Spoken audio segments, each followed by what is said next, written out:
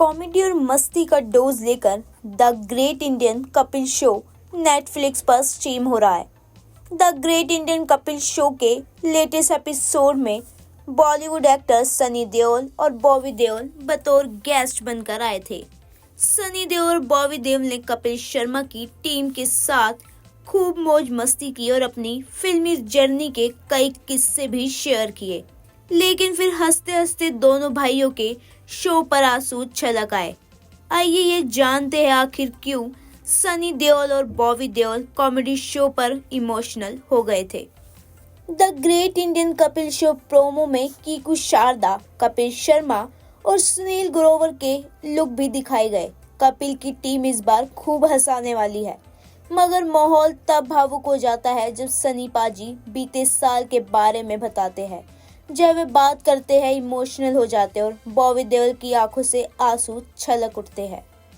The great Indian Kapil show पर सनी देओल और बॉबी देओल ने फिल्मी करियर के साथ कई पर्सनल किस्से भी शेयर किए। फिर सनी बॉबी ने साल 2023 में मिली सक्सेस पर बात की, जिसके बाद दोनों भाइयों की आंखों में आंसू आ गए। दरअसल सनी और बॉबी धर्मेंद्र तीनों के लिए साल 2023 शानदार बीता था। धर्मेंद्र को रॉकी और रानी की प्रेम कहानी के लिए खूब प्यार मिला। सनी की गदर 2 और बॉबी की एनिमल ने बॉक्स ऑफिस पर धमाल मचा दिया था। इसी बात पर बात करते हुए बॉबी ने कहा, भैया को 22 साल के इंतजार के बाद हिट मिली है। मेरी भी फिल्म इस साल हिट हो गई। पापा इस बात से काफ़ी खुश है, वो तारीफ करते हैं। सनी देओल ने भी जब साल 2023 में मिली सक्सेस पर बात की तो छोटे भाई बॉबी की आंखों से आंसू आ गए और वह रोने लगे। बॉबी की आंखों में आंसू आने के बाद सनी की भी आंखें नम हो गई।